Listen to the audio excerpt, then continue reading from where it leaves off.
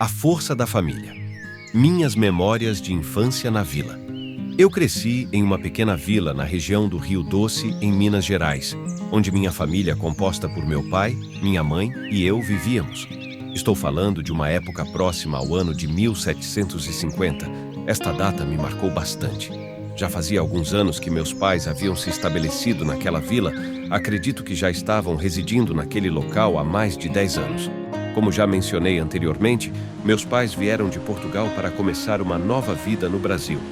Minha mãe tinha 15 anos e meu pai, 29 anos quando chegaram. Minhas lembranças mais antigas são desta época, de quando eu tinha 5 anos de idade. Meu pai era um homem sonhador e trabalhador. Ele veio de Portugal com minha mãe, trouxe poucos recursos, algumas roupas e se aventurou pelo mato junto com mamãe, até chegarem naquela região e se estabelecerem.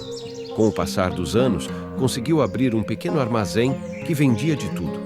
Nossa vila era muito pequena e ficava localizada num lugar afastado, onde aventureiros, novos colonos e os bandeirantes costumavam passar. Algumas tribos indígenas viviam naquela região. Uma bem conhecida era dos Botocudos.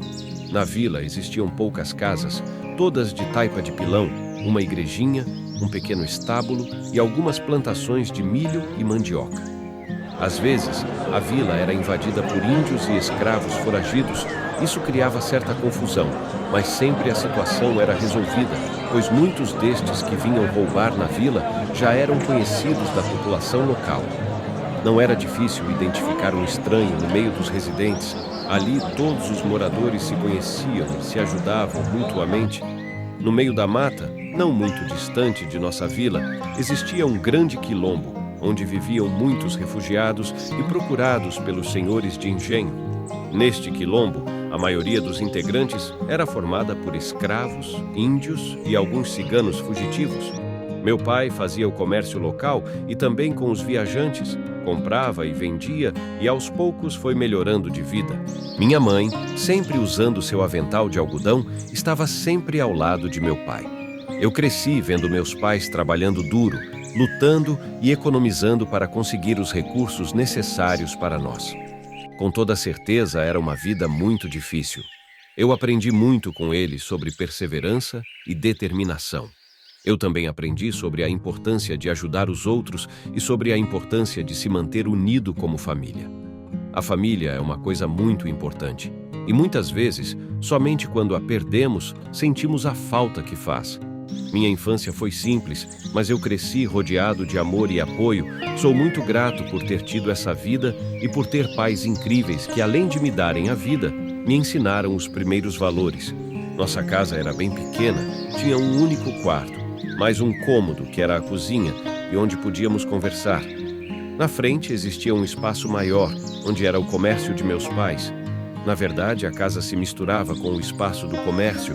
As paredes eram feitas de taipa de pilão, com a ajuda de um taipau, que ajudava na compactação da taipa, e as paredes internas eram feitas com pedaços de madeira cruzadas, preenchidas por taipa, aplicada com as mãos e que deixavam as paredes bem irregulares. Tudo era muito simples, bem diferente daqueles casarões dos senhores de engenho que começavam a surgir naquela região. Mas embora a vida fosse bem simples, eu tive a sorte de ter pais que sempre me deram muita atenção. Eu gostava muito de ficar perto do meu pai no armazém. A vida na nossa vila não era sempre fácil, especialmente devido às invasões de índios e escravos foragidos, mas nós sempre nos mantivemos unidos como família e com nossa comunidade.